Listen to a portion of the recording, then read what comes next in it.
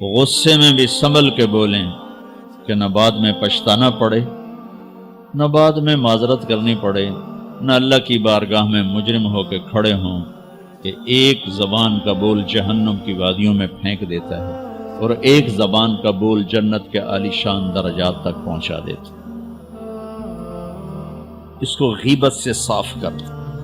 اگر آپ اپنے گھروں میں خوشی دیکھنا چاہتے ہیں تو اپنے گھر کی نجی مجلس میں بھی غیبت کو ختم کر دیں۔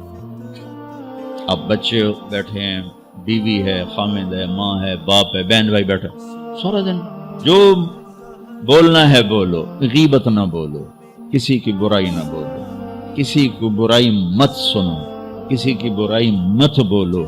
آپ کے دلوں کو اللہ سکون دے دے، نہ دیکھو، نہ بولو، نہ سنو، تو آپ کے دل پرسکون ہو جائیں گے۔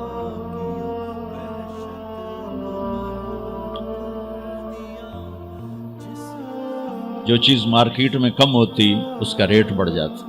یہ جو میں آپ کو دین کی صفت بتا رہا ہوں یہ مارکیٹ میں ہے ہی کوئی نہیں، پھر کے بتا رہا ہوں، دنیا پھر کے بتا رہا ہوں، مارکیٹ میں یہ سودا کوئی نہیں۔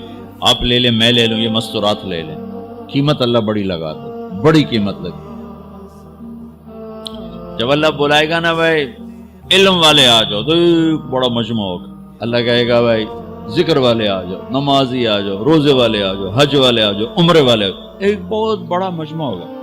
جب اللہ کہے گا زبان کی حفاظت والے آ جاؤ، اچھے اخلاق والے آ جاؤ، تو ہمارے پنجابی کہتے ہیں ٹاما ٹاما کوئی اٹھے گا تو کوئی اٹھ کے دکھائی دے گا۔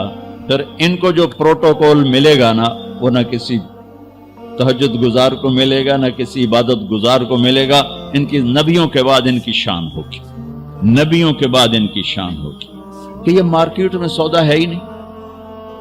تو آپ سب سے کہتا ہوں پوری زندگی سے، میں صرف حج سے متعلق بات نہیں کر رہا ہوں، میری آپ کی پوری زندگی کو خوبصورت بنانے والا عمل عرض کر رہا ہوں کہ اس زبان کو خوبصورت بول کا عادی بنائیں یا ٹیپ لگا لیں، چپ ہو جائیں، ضرورت کی بات کرو، ہنسی مذاق کی بات کرو، دل دکھانے کی بات، بے عزت مت کرو کسی، ذلیل نہ نوکر کو نہ نوکرانی کو۔ کہ ہمارا سارا معاشرہ ہائپر ہے، ذرا سے بہت ٹھو ٹھو ٹھو ٹھو ٹھو،